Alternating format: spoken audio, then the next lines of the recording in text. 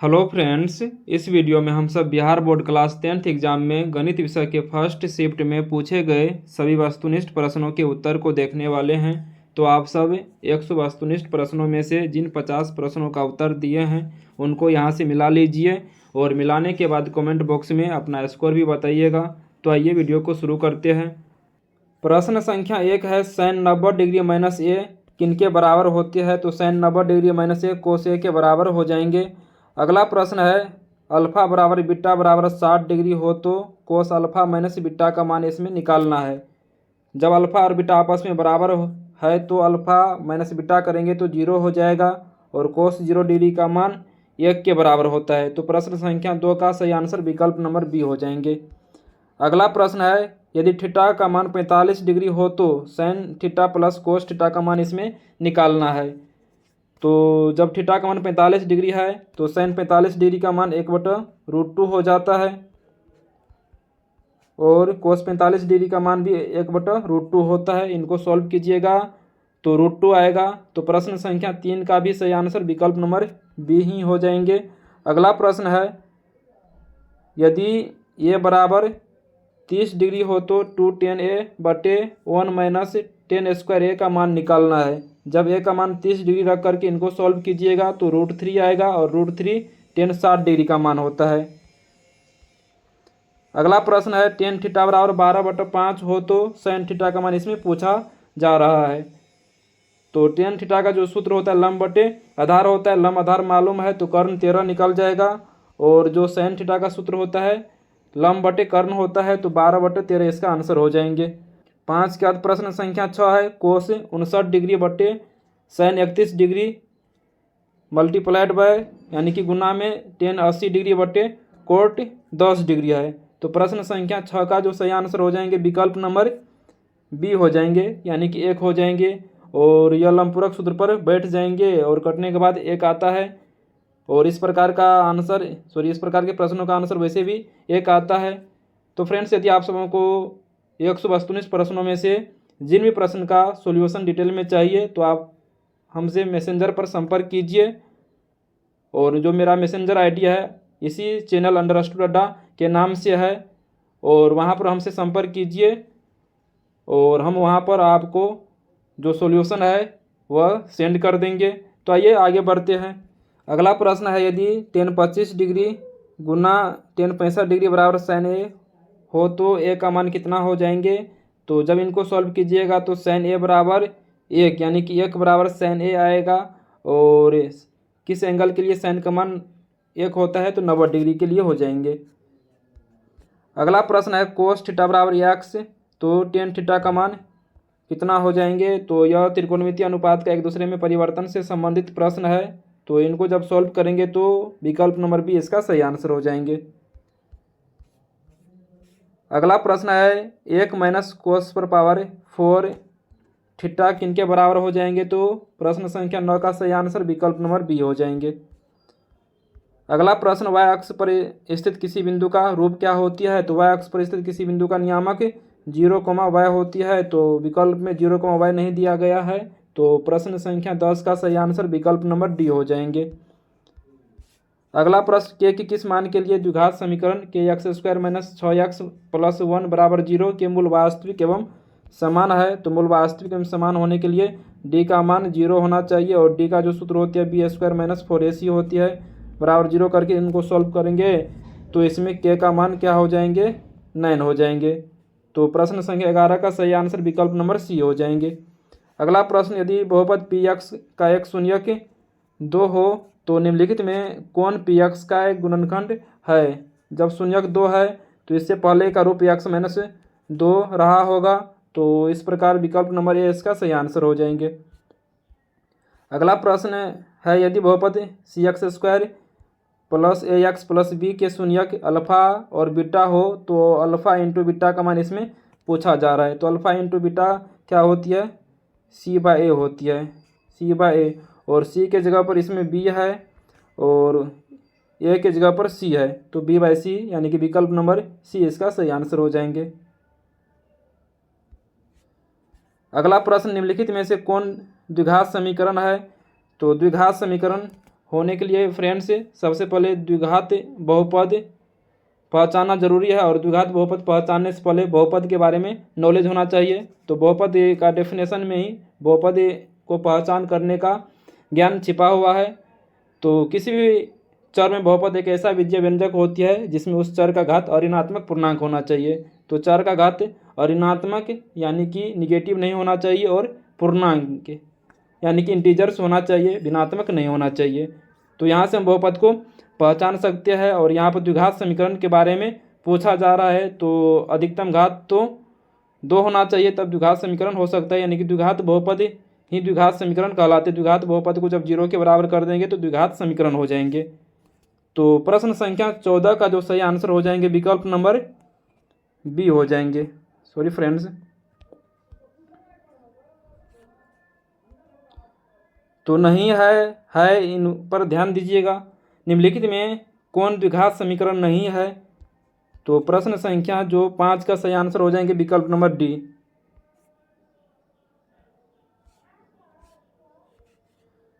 अगला प्रश्न द्विघात समीकरण 2x² - 7x + 6 = 0 का विवेचक है।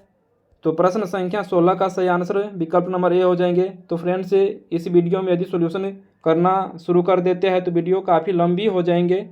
तो यदि आपको सॉल्यूशन चाहिए तो मैसेंजर पर हमसे संपर्क कीजिए, या व्हाट्सएप पर भी हमसे संपर्क कर सकते हैं। मेरा व्हाट्सएप नंबर है 8873290239।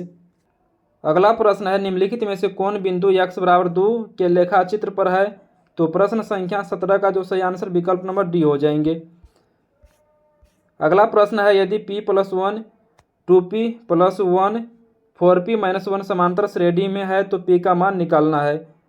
तो इस टाइप का सवाल में जब p का मान x का मान पूछा जाएगा तो इसमें 3 पद यहाँ पर दिया गया है। तो जो बीच का पद होती है 2p + 1 यह किसके बराबर होती है? p + 1 + 4p - 1/2 के बराबर हो जाएंगे, और इनको सॉल्व करना पड़ेगा। तो यहाँ पर 2p + 1 है, इधर p इधर 4p, तो 5p और एक कैंसिल हो जाएगा। तो यहाँ पर 2p + 1 इधर 5p और बटे में 2, तो 2 को इधर लाएंगे तो गुना हो जाएगा, यानी कि 5p बराबर कितना हो जाएगा? 4p + 2 हो जाएंगे। और यहाँ पर 4p को इधर लाएंगे तो 5p के साथ घट जाएगा, यानी कि p का मान कितना हो जाएगा? p का मान 2 हो जाएंगे। तो विकल्प नंबर बी इसका सही आंसर हो जाएंगे। तो प्रश्न संख्या 18 का सही आंसर विकल्प नंबर बी हो जाएंगे। अगला प्रश्न समांतर श्रेणी 159 का सारवंतर यानी कॉमन डिफरेंस इसमें पूछा जा रहा है। तो प्रश्न संख्या 19 का सही आंसर विकल्प नंबर सी। तो बहुत इजी प्रश्न है। समांतर श्रेणी 5 8 11 14 का कौन सा पद 38 है? तो समांतर श्रेणी तो कौन सा पद 38 है? तो इसमें ए का मान कितना है? ए का मान इसको सोल्व करेंगे तो ए का मान इसमें 5 है, डी का मान 3 हो जाएंगे, और कौन सा पद 38? तो मान लेते हैं ए एन बराबर 38 है, और ए का मान 5, तो फार्मूला ए एन का होता है ए + n - 1 × डी। तो ए का मान 5 है। तो आइए एक बार फिर से लिख देते हैं। ए का मान 5, तो 5 n - 1 × डी, एन का मान निकालना है, n - 1 × डी का मान 3 है बराबर 38। तो 5 इधर जाएगा तो घट जाएगा, तो 33, n - 1 का मान कितना? 33/3 11 हो जाएगा, और n का मान कितना हो जाएगा? 12 हो जाएगा। तो इसमें n का मान 12 हो जाएंगे। तो प्रश्न संख्या 20 का सही आंसर विकल्प नंबर सी हो जाएंगे। यदि ए का नियामक कितना है? 0 1, बी का नियामक 0 5, सी का नियामक कितना? किसी त्रिभुज के शीर्ष है तो त्रिभुज का क्षेत्रफल वर्ग इकाई में। तो जब त्रिभुज का नियामक यानी तीनों शीर्ष के नियामक मालूम हो तो त्रिभुज का क्षेत्रफल का जो सूत्र होता है half into x1 into y2 - y3 plus x2 into y3 - y1 plus x3 into y1 - y2 होता है। तो इन सूत्र पर बैठाकर सॉल्व कीजिएगा तो 6 आएगा। तो प्रश्न संख्या 21 का सही आंसर विकल्प नंबर सी हो जाएंगे। अगला प्रश्न 10 10 डिग्री 10 23 डिग्री 10 80 डिग्री 10 67 डिग्री का मान इसमें पूछा जा रहा है। तो इस टाइप के सवाल में हमेशा जो एंगल दिए हुए रहेंगे उनको जोड़ करके 90 डिग्री पुराने का प्रयास करेंगे। तो यहाँ पर 10 80 के साथ चला जाएगा और 10 23 डिग्री 10 67 डिग्री के साथ चला जाएगा। और इस प्रकार के सवाल में आंसर हमेशा 1 हो जाएंगे, लेकिन इसमें ऐसा कोई एंगल हो जिसका मान 0 देता हो तो इस प्रकार के सवाल का आंसर हमेशा 0 हो जाएंगे तब। तो प्रश्न संख्या 22 का सही आंसर विकल्प नंबर बी यानी कि 1 हो जाएंगे। अगला प्रश्न है, यदि दो समरूप त्रिभुजों के क्षेत्रफलों का अनुपात 100:144 है तो उनकी संगत भुजाओं का अनुपात कितना हो जाएंगे। तो संगत भुजाओं का जो अनुपात होती है क्षेत्रफल के अनुपात के वर्गमूल के बराबर होती है। तो विकल्प नंबर सी इसका सही आंसर हो जाएंगे। अगला प्रश्न है, किसी वृत्त को दो अलग बिंदुओं पर प्रतिच्छेद करने वाली रेखा को कहते हैं। तो इसका सही आंसर छेदक रेखा हो जाएंगे। अगला प्रश्न है, दो समरूप त्रिभुजों की संगत भुजाएं 4:9 के अनुपात में हैं। त्रिभुज के क्षेत्रफलों का अनुपात कितना होगा। तो त्रिभुज का क्षेत्रफल का जो अनुपात हो जाएंगे, यदि संगत भुजाओं का अनुपात दिया हुआ हो, क्षेत्रफल का अनुपात मांग रहा है तो वर्ग कर देंगे। तो विकल्प नंबर बी इसका सही आंसर हो जाएंगे। त्रिभुज एबीसी समरूप त्रिभुज डीईएफ तथा बीसी बराबर 3 ईएफ बराबर 4। यदि त्रिभुज एबीसी का क्षेत्रफल 54 सेंटीमीटर स्क्वायर हो तो त्रिभुज डीईएफ का क्षेत्रफल, तो इसको सॉल्व करेंगे तो 96 सेंटीमीटर स्क्वायर हो जाएंगे त्रिभुज डीईएफ का क्षेत्रफल। यदि आपको सॉल्यूशन चाहिए तो मैसेंजर पर हमसे संपर्क कीजिए, नहीं तो व्हाट्सएप पर हमसे संपर्क कीजिए। व्हाट्सएप नंबर है 8873290239। अगला प्रश्न है, यदि त्रिभुज एबीसी में कोण ए 90 डिग्री, बीसी का मान 13 सेंटीमीटर, ए बी 12 सेंटीमीटर, तो ए सी का मान कितना होगा। तो इसको सॉल्व करेंगे तो ए सी का मान 5 सेंटीमीटर हो जाएंगे। अगला प्रश्न है, त्रिभुज डी ई एफ तथा त्रिभुज पी क्यू आर में दिया गया है। तो डी बराबर क्यू, आर बराबर ई, तो निम्नलिखित में कौन सही है। तो एफ कौन पी के बराबर हो जाएंगे। तो प्रश्न संख्या 29, त्रिभुज ए बी सी एवं त्रिभुज डी ई एफ इस प्रकार है कि ए बी बटे डी ई बराबर B C by E F बराबर C A by D F एवं angle A 40 degree, angle B 80 degree है। तो एंगल एफ का जो मान हो जाएंगे 60 डिग्री के बराबर हो जाएंगे।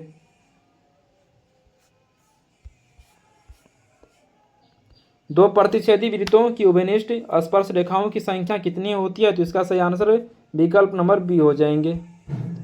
अगला प्रश्न है, दो गोलों के आयतनों का अनुपात 64:125 है तो उनके पृष्ठीय क्षेत्रफलों का अनुपात इसमें पूछा जा रहा है।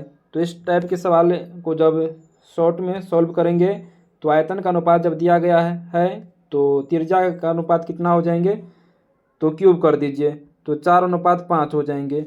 और क्षेत्रफल का अनुपात निकालेंगे तो इसका स्क्वायर कर दीजिए तो 16:25 हो जाएंगे। अगला प्रश्न है, दो बेलनों की त्रिज्याओं का अनुपात 4:5 है एवं उनकी ऊंचाइयों का अनुपात 6:7 हो तो उनके आयतनों का अनुपात इसमें पूछा जा रहा है। तो इनको सॉल्व करेंगे तो प्रश्न संख्या 32 का जो सही आंसर हो जाएंगे विकल्प नंबर बी यानी कि 96:175 हो जाएंगे। अगला प्रश्न, आर त्रिज्या वाले अर्धगोले का संपूर्ण पृष्ठीय क्षेत्रफल कितना हो जाएंगे। तो अर्धगोले का जो संपूर्ण पृष्ठीय क्षेत्रफल होता है 3πr² हो जाएंगे। अगला प्रश्न है, यदि किसी शंकु के वक्र पृष्ठीय क्षेत्रफल 880 सेंटीमीटर स्क्वायर है और त्रिज्या 64 सेंटीमीटर है तो इसकी तिर्यक ऊंचाई निकालना है यानी कि एल निकालना है। और पाई एल का मान कितना दिया गया है, 880 दिया गया है। त्रिज्या कितना है 64, तो पाई का मान 22/7, आर का मान 14 है, 14 और एल इसमें निकालना है बराबर 880 के बराबर कर देंगे। और जब इनको सॉल्व करेंगे तो 22 चौके 88 यानी 40 बार में कटेगा और यहाँ पर 7 से 14 2 बार में कट जाएगा और 2 से 40 20 बार में कट जाएगा। और तो यल का मान कितना हो जाएगा 20। तो प्रश्न संख्या 34 का सही आंसर विकल्प नंबर बी हो जाएंगे। अगला प्रश्न है, यदि किसी घन के विकर्ण की लंबाई 2√3 सेंटीमीटर है तो इसके कोर की लंबाई, तो घन का विकर्ण √3 गुना भुजा के बराबर होती है। तो √3 गुना भुजा का जो वैल्यू होती है 2√3 के बराबर है। तो √3 से √3 कैंसिल हो जाएगा, तो भुजा का मान कितना हो जाएंगे, 2 हो जाएंगे। यानी कि विकल्प नंबर ए इसका सही आंसर हो जाएंगे। अगला प्रश्न है, किसी घन का किनारा दोगुना हो जाने पर कुल पृष्ठ क्षेत्रफल पहले के कुल पृष्ठ क्षेत्रफल का कितना गुना हो जाएगा। तो घन का जो पृष्ठ क्षेत्रफल होता है 6 गुना भुजा स्क्वायर होता है, और भुजा का दोगुना करेंगे तो ये पहला है और नया कितना हो जाएगा, तब 6 यहाँ पर 2 ए का स्क्वायर कर दीजिए, तो जो परिणाम आएगा 4 गुना हो जाएगा, यानी कि 4 गुना चेंजिंग हो जाएगा। तो प्रश्न संख्या 36 का जो आंसर विकल्प नंबर बी हो जाएंगे। अगला प्रश्न है, किसी गोले के कुल पृष्ठ क्षेत्रफल और उसी त्रिज्या के एक अर्धगोले के कुल पृष्ठ क्षेत्रफल का अनुपात कितना होता है। तो गोला का जो कुल पृष्ठ क्षेत्रफल होता है 4πr² होता है, और अर्धगोला का कुल पृष्ठ क्षेत्रफल क्या हो जाता है, 3πr² होता है। तो πr² से r² कैंसिल हो जाएंगे, यानी कि 4/3 इसका आंसर हो जाएंगे। अगला प्रश्न है, यदि किसी अर्धगोले के वक्र पृष्ठ क्षेत्रफल 1232 सेंटीमीटर स्क्वायर है तो उसकी त्रिज्या निकालना है। तो अर्धगोला का जो वक्र पृष्ठ क्षेत्रफल होती है 2πr² होती है, इनका मान 1232 के बराबर है, तो इसकी त्रिज्या निकालना है। तो 2 गुना 22/7 गुना r² बराबर 1232 कर दीजिए, और यहाँ पर काटिए इसको। तो 2 से यदि 1232 को काटते हैं तो 6 2 का 2, और उसके बाद 2 छाके 12, 6 से 16, 616 को 22 से काटें तो 11 से काट दीजिए, 11 दूनी 22, और 11 5 55, और 11 छाके 66, 56 बार में, 2 से 56 28 बार में कट जाएगा। और उसके बाद r² का मान जो हो जाएगा, r² का मान 28 गुना 7 के बराबर हो जाएगा। तो 28 में भी एक गो 7 है, और उसके बाद एक 4 है, तो 4 का वर्गमूल 2, और 2 7 में से 2 7 में से एक 7 बार आएगा, तो यानी r का मान जो हो जाएगा 14 के बराबर हो जाएगा। तो प्रश्न संख्या जो 38 का सही आंसर हो जाएंगे विकल्प नंबर बी, यानी कि 14 सेंटीमीटर हो जाएंगे। प्रश्न संख्या 39, यदि cos theta plus cos square theta बराबर 1 तो sin square theta plus sin पर पावर 4 थीटा का मान इसमें पूछा जा रहा है।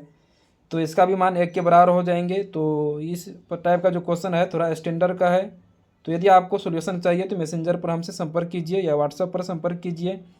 यदि 1 + tan² a बट्टे में 1 + cot² a का मान इसमें पूछा जा रहा है, तो इसका मान tan² a के बराबर हो जाएंगे, तो विकल्प नंबर डी इसका सही आंसर हो जाएंगे। अगला प्रश्न है, निम्नलिखित में कौन सा भिन्न दशमलव प्रसार शांत है। तो जिस परमेय संख्या के हर के अभाज्य गुणनखंड में 2 और 5 दोनों रहे, या सिर्फ 2 रहे, या सिर्फ 5 रहे, उनका दशमलव प्रसार शांत होता है। तो प्रश्न संख्या 41 का विकल्प नंबर डी हो जाएंगे। या हम यह भी बोल सकते हैं 2 पावर m और 5 पावर n के रूप का हो, वह शांत होता है। अगला प्रश्न है प्रश्न संख्या 42, यदि p/2n गुना m 5 पावर m के रूप में 0.505 लिखा जा सकता है, तो दशमलव हटा दीजिए, तो 505/1000 हो जाएंगे। इसको काट दीजिए, 5 से कटेगा तो 101 बाय कितना हो जाएंगे, 200 हो जाएंगे, और 101/200 और 200 का अभाज्य गुणनखंड कर दीजिए। जब 200 का अभाज्य गुणनखंड करेंगे, जब 200 का अभाज्य गुणनखंड करेंगे तो यहाँ पर 100, फिर 2 से 50 बार में, फिर 2 से 25 बार में, फिर 5 से 5 बार में, तो 2/3 और 5/2, यानी 101/2/3 और 5/2। तो विकल्प नंबर डी इसका सही आंसर हो जाएंगे। अगला प्रश्न है, यदि भाग एल्गोरिथम a बराबर bq + r में b का मान 4, q का मान 5, r का मान 1 हो तो a का मान क्या होगा। तो यहाँ पर निकाल लीजिए ए का मान। तो बी क्यू यानी कि बी गुना क्यू कर दीजिए, 4×5 = 20 प्लस 1 21 हो जाएगा। अगला प्रश्न है यदि 2x² - 4x - 6 के शून्यक है तो इसका शून्यक निकाल लीजिए। तो 2x² - 4x - 6। तो फ्रेंड्स मुझे सभी प्रश्न को सॉल्व कर लेना चाहिए ताकि वीडियो कम देर का बनता। तो यहाँ पर इनको सॉल्व नहीं किया है तो सॉल्व तो करना पड़ेगा। तो इसका गुणनखंड कर लीजिए फर्स्ट इंटू थर्ड पर। तो 2x² और माइनस यानी कि फर्स्ट इंटू थर्ड करेंगे तो 2x² × 6 तो 12x²। तो यहाँ पर माइनस में 4x है तो -6x प्लस 2x -6 बराबर 0 कर देते हैं। और कॉमन ले लेंगे, जब कॉमन लेंगे यहाँ पर 2x कॉमन आ जाएगा तो x -3, फिर इसमें 2 कितना कॉमन ले सकते हैं तो इसी में 2 कॉमन लेंगे तो x -3 बराबर 0 कर दिए। तो 2x प्लस 2x आता आएगा तो यहाँ पर x का मान कितना हो जाएगा, x का मान इसमें 2 कॉमन लिया तो x का मान -1 हो जाएगा और x का मान +3 तो -1 +3। तो विकल्प नंबर बी में -1 +3 दिया गया है, -1 +3। तो प्रश्न 44 का सही आंसर विकल्प नंबर बी हो जाएंगे। प्रश्न संख्या 45 जो है x³ + x² + 2x + 1 और गुना करेंगे x² + 2x + 1 का घात है। तो इसमें जो मैक्सिमम घात यानी किसी बहुपद का अधिकतम घात ही बहुपद घात कहलाता है। तो यहाँ पर x³ और यहाँ पर x² तो x⁵ हो जाएगा। तो मैक्सिमम घात जो हो जाएगा x⁵ हो जाएगा। अगला प्रश्न है निम्नलिखित में कौन बहुपद नहीं है। तो प्रश्न संख्या 46 का सही आंसर विकल्प नंबर डी हो जाएंगे। अगला प्रश्न है निम्नलिखित में किस द्विघात बहुपद के शून्यक 2 एवं -2 है। तो इसका सही आंसर विकल्प नंबर बी हो जाएंगे। अगला प्रश्न यदि बहुपद t² + 7t + 10 के शून्यक अल्फा एवं बीटा हो तो अल्फा प्लस बीटा इसमें मांग रहा है। तो अल्फा और बीटा का मान इसमें निकालने के लिए तो अल्फा प्लस बीटा -b/a होती है और यहाँ पर b का मान कितना है 7 है और a का मान 1 है तो -7 हो जाएगा। अगला प्रश्न है sin 30 degree cos 30 degree sin 60 degree और cos 60 डिग्री। तो जब इनको सॉल्व करेंगे तो आइए इनको एक बार सॉल्व कर लेते हैं। sin 30 डिग्री का मान कितना हो जाएगा तो 1/2 होती है cos 30 डिग्री का मान √3/2 हो जाएंगे और माइनस में sin 60 डिग्री का जो मान होती है यानी माइनस के का गुना दोनों के साथ करेंगे तो -60 डिग्री √3/2 और -1/2 तो कि सब कैंसिल हो जाएगा तो 0। तो प्रश्न संख्या 49 का सही आंसर विकल्प नंबर जी यानी विकल्प नंबर बी हो जाएंगे। अगला प्रश्न है यदि द्विघात बहुपद k - 1 x² kx + 1 का x शून्यक -4 हो तो k का मान हो जाएगा। तो इनको सॉल्व करेंगे तो प्रश्न संख्या 50 का सही आंसर विकल्प नंबर बी हो जाएंगे। अगला प्रश्न है फ्रेंड्स किसी बाह्य बिंदु P से वृत्त पर PA एवं PB 2 स्पर्श रेखाएं खींची गई है। यदि PA बराबर 8 सेंटीमीटर है तो PB भी 8 सेंटीमीटर हो जाएंगे। पर में 10.2 कहता है कि बाह्य बिंदु से किसी वृत्त पर यानी बाह्य बिंदु से वृत्त पर खींची गई 2 स्पर्श रेखाएं आपस में समान लंबाई की होती है। प्रश्न संख्या 52 है यदि PA एवं PB किसी बाह्य बिंदु P से केंद्र O वाले वृत्त पर खींची गई स्पर्श रेखाएं है, एंगल APB 80 डिग्री है तो POA। तो इसका जो फिगर बनेगा इस टाइप का बनेगा।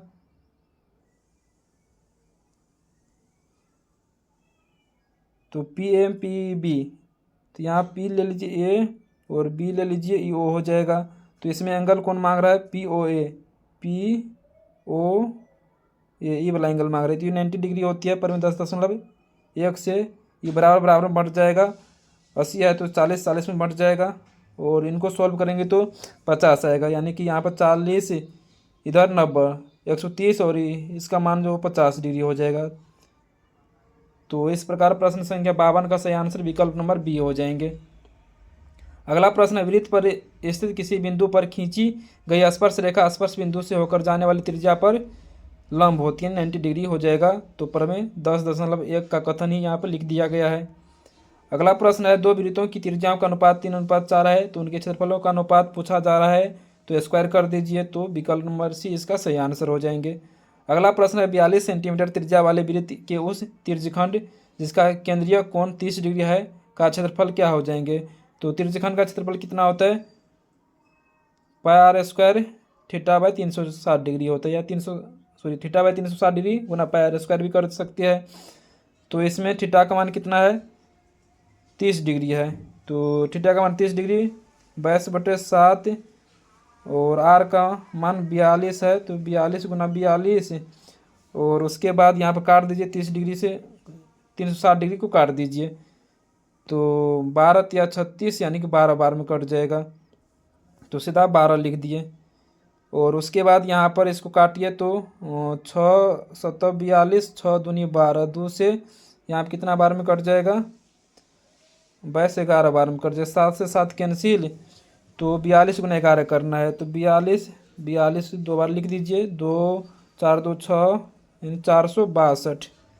तो विकल्प नंबर सी इसका सही आंसर हो जाएंगे। दो वृत्तों की परिधियों का अनुपात 5:7 है, तो उनकी त्रिज्याओं का अनुपात, जो परिधि का अनुपात होती है वहीं त्रिज्या का अनुपात होती है, तो 5:7 ही हो जाएंगे। अगला प्रश्न है, 7 सेक स्क्वायर ए माइनस 7 टेन स्क्वायर ए का इसमें वैल्यू पूछ रहा है, तो 7 कॉमन ले लीजिए, सेक स्क्वायर ए माइनस टेन स्क्वायर ए का मान 1 होता है, तो 7 ही इसका सही आंसर हो जाएंगे। और प्रश्न संख्या 58 भी बहुत अच्छा प्रश्न है, तो इनको भी सॉल्व करने के बाद विकल्प नंबर ए यानी कि ए स्क्वायर बी स्क्वायर आ जाएंगे। तो जिनका भी सॉल्यूशन चाहिए तो आप सब व्हाट्सएप पर या मैसेंजर पर हमसे संपर्क कीजिए, देन मैं आप सबों के पास सॉल्यूशन सेंड कर देंगे। एक मीनार के शीर्ष का उन्नयन कोण उसके पास से 10 मीटर की दूरी पर है, तो और एंगल इसमें दे दिया गया 60 डिग्री है, तो मीनार की ऊंचाई इसमें निकालना है। तो मीनार की जब ऊंचाई निकालेंगे तो 10√3 मीटर हो जाएंगे, यानी कि विकल्प नंबर बी इसका सही आंसर हो जाएंगे।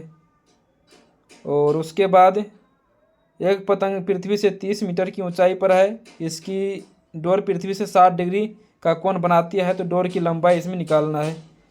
तो इस तरह इसमें डोर की लंबाई यानी कि कर्ण निकालना है, और इसमें जो एंगल है कितना है 60 डिग्री। और उसके बाद ऊंचाई इसमें दे दिया 30, तो इसमें sin 60 डिग्री लगा दीजिए, sin 60 डिग्री बराबर क्या हो जाएगा 30 बटे, मान लीजिए इसको ए बी कर्ण मान लेते हैं, ए बी, तो जो sin 60 डिग्री का मान होती है वो √3/2 के बराबर होती है, तो √3/2, तो √3/2 बराबर हो जाएगा 30 बटे ए बी, तो ए बी इधर आ जाएगा, तो 60/√3 और परमीकरण कर दीजिए 60/√3 परमीकरण, तो √3 तो √3 गुना √3 3 हो जाएगा, और 3 से 60 20 बार 20√3, तो विकल्प नंबर सी इसका सही आंसर हो जाएंगे। यदि किसी समांतर श्रेणी का पांचवा पद 11 एवं सारवंतर 2 है, तो प्रथम पद क्या होगा।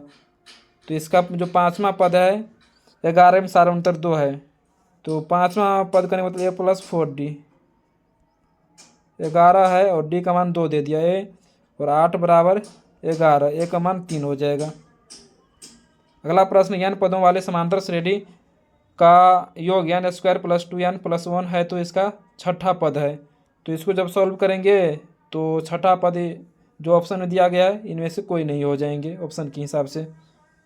तो यह भी थोड़ा स्टैंडर्ड टाइप के प्रश्न हो गए हैं।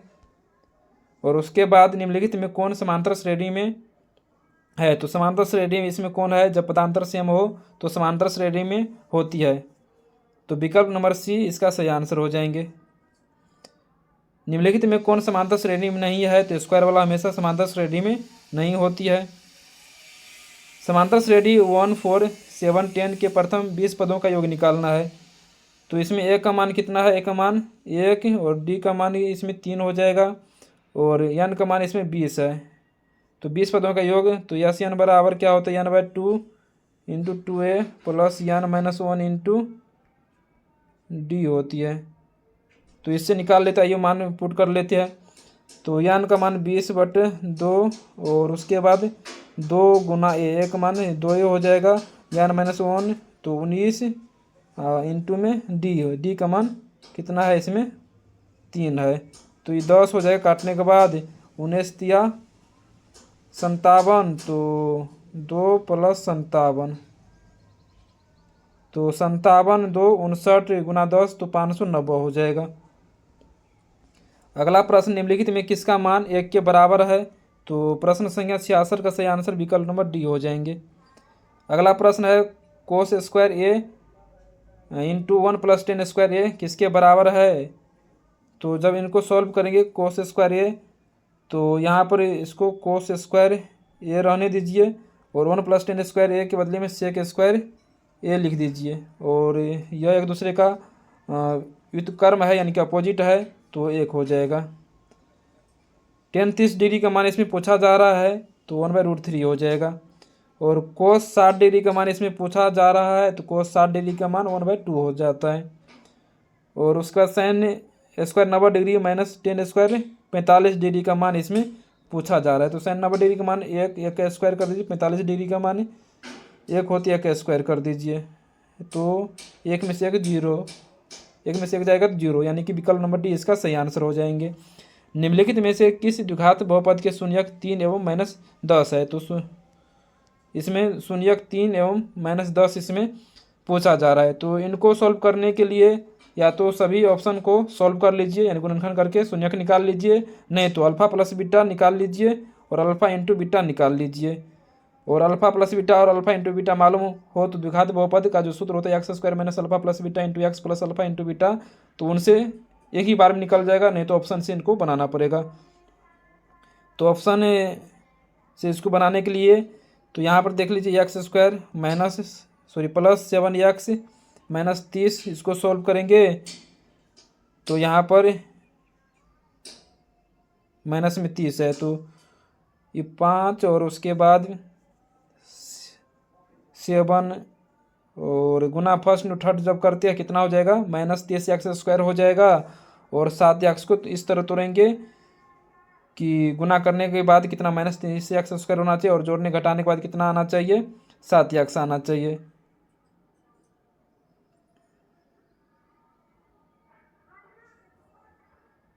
तो यहाँ पर x² प्लस में 10x और माइनस में 3x माइनस 30 इस तरह टूट जाएगा। और इस तरह जब टूटेगा तो यहाँ पर x अगर कॉमन ले लेंगे तो x प्लस क्या हो जाएगा 10 हो जाएगा, -3 लेंगे तो x प्लस फिर 10 हो जाएगा। तो x का मान 3 हो जाएगा और फिर x का मान -10 हो जाएगा, यानी कि विकल्प नंबर ए इसका सही आंसर हो जाएंगे। अगला प्रश्न, यदि किसी द्विघात बहुपद के शून्यकों का योगफल 3 एवं उनके गुणनफल -2 है तो द्विघात बहुपद। तो इसका फॉर्मूला होता है x² minus alpha plus beta into x plus alpha into beta. तो इसमें किसी द्विघात बहुपद के शून्यकों का योगफल 3 है, तो x² माइनस 3 x हो जाएगा और यहाँ पर प्लस, तो प्लस है लेकिन माइनस में है तो अल्फा इंटू बीटा तो -2, तो x² minus 3x minus 2, x² minus 3x minus 2, तो विकल्प नंबर ए इसका सही आंसर हो जाएंगे। अगला प्रश्न है ये px बराबर बहुपद एक दिया गया है और qx का मान x प्लस 2 है। तो qx से भाग इसमें दिया जाता है तो भागफल का घात होगा, तो यहाँ पर इसका घात 1 है और इसका घात यहाँ पर 4 है, तो जो भागफल का जो घात होगा 3 के बराबर हो जाएंगे। अगला प्रश्न है x प्लस 2y प्लस 3 बराबर 0 और 3x प्लस 6y प्लस 9 बराबर 0 के कितने हल होंगे। तो कंडीशन जब a1/a2 बराबर b1/b2 बराबर c1/c2 तो अनेक हल होती है। और इसी में जब क्या करेंगे, यहाँ पर a1/a2 बराबर b1/b2 बराबर नहीं हो c1/c2 तो कोई हल नहीं होती है, और जब शुरू का 2 बराबर नहीं हो तो अद्वितीय हल होती है।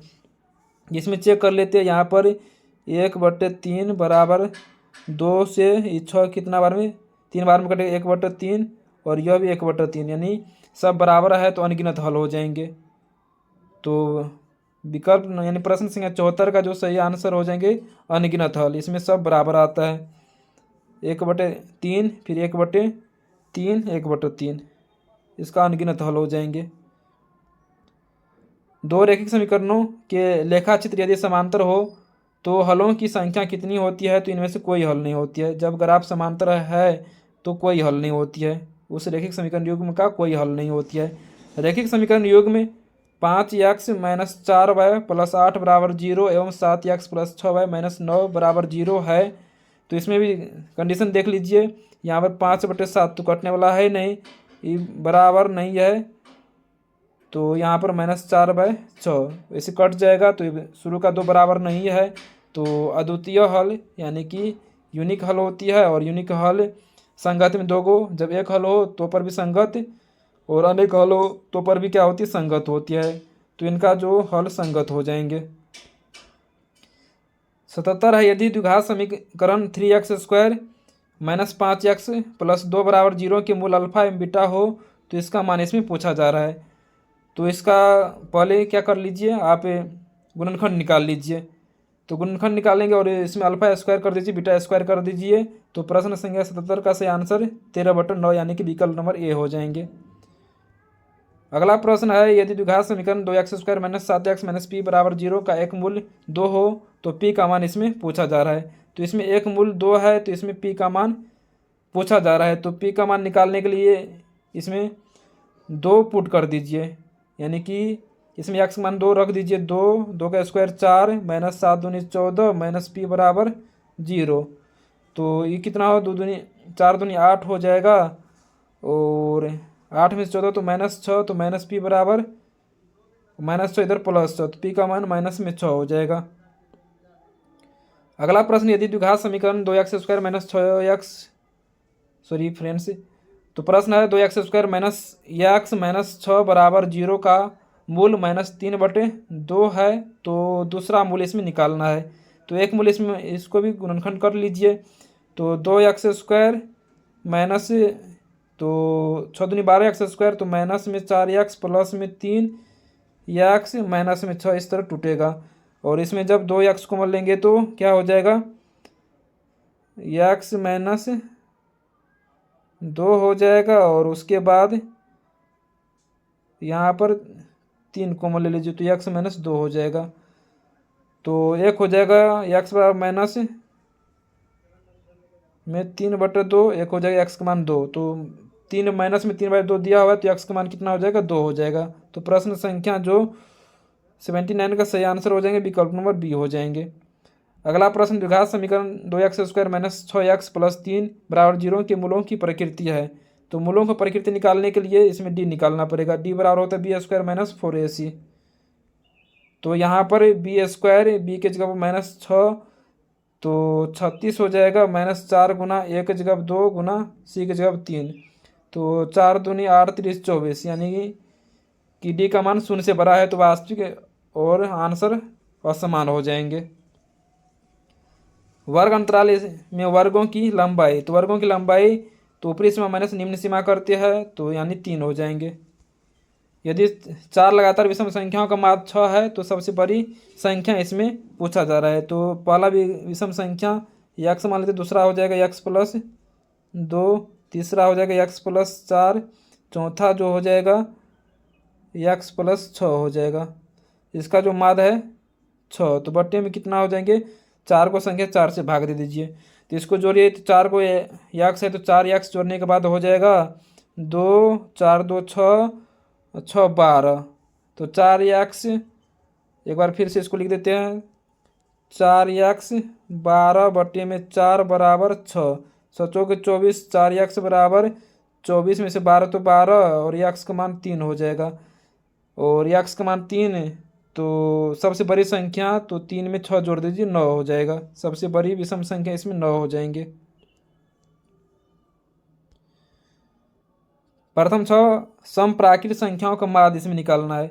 तो प्रथम 6 समप्राकृत संख्या का जो माध्य निकालेंगे तो 2 4 6 8 2 कितना 1 2 3 4 5 1 6। अब बट्टे में क्या करेंगे 6 कर देंगे, जोड़ दीजिए। तो लगातार 2 से लेकर के 12 तक यानी कि 6 संख्या है, तो n इंटू n प्लस 1 कर दीजिए। 6 42/6 और 42 को 6 से काटिए तो आंसर आ जाएगा 7। उसके बाद यहाँ पर प्रश्न संख्या 84 है 1 प्लस कोट स्क्वायर थीटा, तो यह किसके बराबर हो जाएंगे कोसेक स्क्वायर थीटा के बराबर हो जाएंगे। अगला प्रश्न इसका बहुलक निकालना है, तो बहुलक जो आंकड़ा सबसे अधिक बार आया है वही बहुलक होती है। तो यहाँ पर इसमें को चेक कर लेते 5, इसमें 1 बार 2 बार 3 बार 5 आया है, तो सबसे अधिक बार 5 ही आया है इसमें, तो बहुलक इसका 5 हो जाएगा। अगला प्रश्न है यदि PE बराबर 0.02 तो PE डैश इसमें पूछा जा रहा है, जिसको PE नोट भी बोल सकते हैं, यानी कि किसी घटना के होने की प्रायिकता इसमें दिया गया है, तो नहीं होने की प्रायिकता निकालने के लिए एक में से घटा देते हैं। तो जब एक में से घटाएंगे तो यहाँ पर 1 माइनस 0.02 कर दीजिए, तो यहाँ पर कितना हो जाएगा घटाने के बाद 0.98 यानी कि 98, 0.98 इसको बोल सकते हैं, दशमलव के बाद अलग अलग बोला जाता है। अगला प्रश्न 2 पासे को एक साथ फेंका जाता है तो ऊपर आने वाले अंकों का अंतर शून्य आने की प्रायिकता। 2 पासों को जब एक बार फेंकेंगे तो संभव परिणाम कितना 36 हो जाएंगे, और शून्य जब सेम सेम रहेगा तभी शून्य आ सकता है, तो सेम सेम इस तरह 6 आएगा, 6 बार आ सकता है। तो घटना के अनुकूल परिणाम 6 हो जाएंगे, कुल संभव परिणाम 36 हो जाएंगे, तो 6/36 कर दीजिए, तो आंसर 1/6 हो जाएंगे, यानी कि विकल्प नंबर इसका बी आंसर हो जाएंगे। अगला प्रश्न है 2 सिक्कों की उछाल में दोनों पर शीर्ष आने की प्रायिकता कितना हो जाएंगे। तो 2 सिक्कों को जब उछाला जाता है तो एक ही ऐसा चांस बनता है कि दोनों पर शीर्ष यानी कि हेड आ जाए। तो 1 और 2 सिक्का को जब एक बार उछाले या एक सिक्का को 2 बार उछाले तो संभव परिणाम 4, तो 1/4 हो जाएंगे। तो फ्रेंड्स लाइक कमेंट भी किया कीजिए, क्योंकि वीडियो बनाने में बहुत मेहनत लगता है। एक वर्ष में एक महीना यादृच्छिक चुना जाता है, तो इसके जून या सितंबर होने की प्रायिकता। तो जब भी यह वाला कंडीशन करके आएगा प्रश्न तो 2 महीना को लीजिएगा, तो 2/12 एक वर्ष में 12 महीना होता है, यानी कि 1/6 हो जाएंगे। तो लाइक नहीं किया है तो प्लीज़ लाइक कर दीजिए। तो प्रश्न संख्या 89 का जो सही आंसर हो जाएंगे विकल्प नंबर सी हो जाएंगे। Sorry friends. अगला प्रश्न है एक पासे की फेंक में संख्या 4 या 5 आने की प्रायिकता।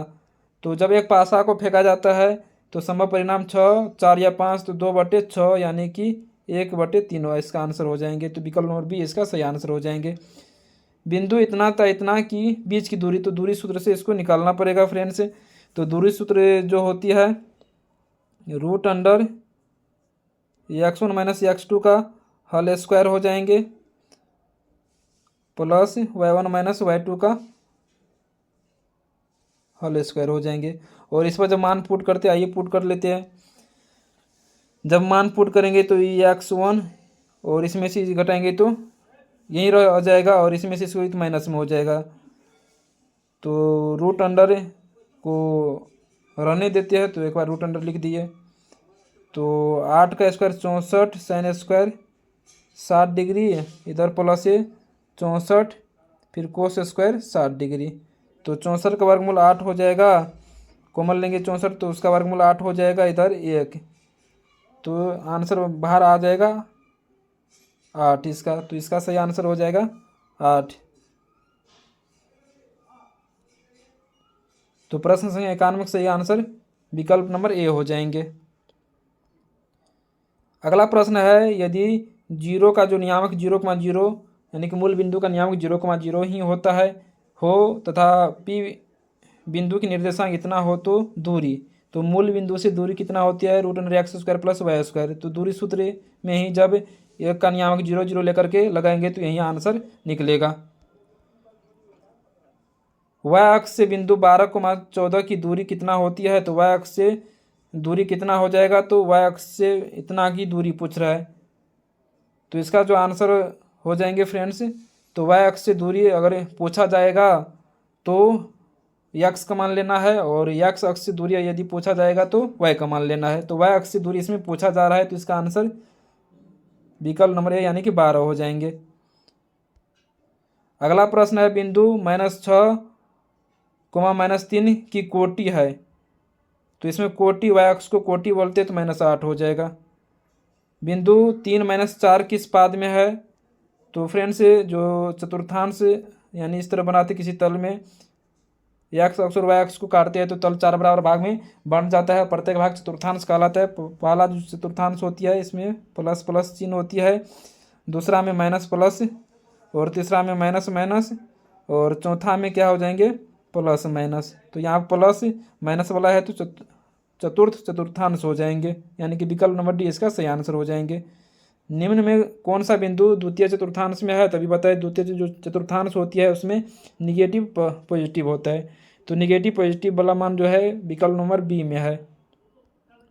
अगला प्रश्न है बिंदुओं 4 -4 और -4 को मिलाने वाले रेखाखंड के मध्य बिंदु की निर्देशांक। तो जो मध्य बिंदु का निर्देशांक होती है x1 plus x2/2 y1 plus y2/2 होती है। तो मान पुट कर दीजिए। आइए मान पुट करते हैं। तो 4 जोड़ेंगे तो 0 ही हो जाएगा। तो यहाँ पर 2 -4 प्लस 4/2, यानी कि यह भी 0, यह भी 0, और 0 में 2 से भाग लगाएंगे तो 0 0, तो यानी कि जो प्रश्न संख्या 97 का सही आंसर विकल्प नंबर बी हो जाएंगे। प्रश्न संख्या 98 है, रेखाखंड ए बी के मध्य बिंदु 2,4 है और बिंदु ए के नियामक 5,7 है, तो बिंदु बी का नियामक इसमें निकालना है। तो इस प्रकार का सवाल है फ्रेंड्स। तो मध्य बिंदु का नियामक इसमें दे दिया गया है 2,4 है, और उसके बाद ए बिंदु का नियामक मालूम है तो बी का नियामक मांग रहा है इसमें। तो ए बिंदु का नियामक इसमें 5,7 है, और बी का नियामक मान लेते हैं एक्स y है। तो यहाँ पर जो मध्य बिंदु का नियामक होती है फ्रेंड्स, तो x1 प्लस x2/2 होती है, और इसका जो मान है 2 के बराबर है। तो x1 इंटू x2, इसमें जो यहाँ पर x2/2 है फ्रेंड्स, इतना समझिए।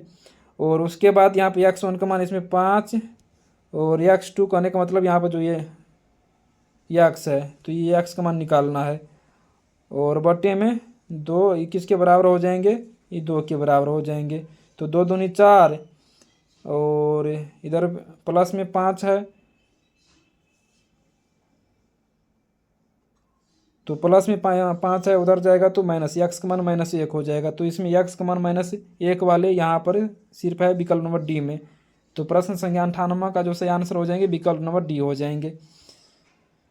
किसी वृत्त के व्यास के सिरों के निर्देशांक 10, -10 तथा -6, 10 है, तो वृत्त के केंद्र का निर्देशांक, तो वृत्त का जो केंद्र होता है मध्य में होती है, यानी कि इसमें मध्य बिंदु का नियामक पूछ रहा है। तो 10 -6/2 जोड़ेंगे तो माइनस ही हो जाएगा, और -6 प्लस 10/2, ये 4/2, तो 2 इधर 4/2 इधर भी, तो 2 2 यानी पॉजिटिव में ही 2 2 हो जाएंगे। तो विकल्प नंबर बी इसका सही आंसर हो जाएंगे। यदि किसी त्रिभुज के शीर्षों के निर्देशांक इतना है, तो तीनों शीर्ष का नियामक इसमें दिया गया है। तो त्रिभुज के केंद्रक का नियामक इसमें पूछा जा रहा है। तो जो त्रिभुज के केंद्रक का नियामक होती है x1 plus x2 plus x3/3 होती है, y1 plus y2 plus y3/3 होती है। तो आइए इसको मान रखते हैं। तो यहाँ पर 4 प्लस 0 प्लस 5/3, यानी कि 9/3, तो 3 शुरू में 3 यहाँ 2 गो में है, तो एक से काम नहीं बना। तो y का मान ये निकाल लेती है, तो एक बार इरेज कर देते हैं। तो यहाँ पर 6 प्लस 4 प्लस 5/3, 6 4 10 5 15/3 यानी 5, तो y का मान 5। तो विकल्प नंबर डी इसका सही आंसर हो जाएंगे।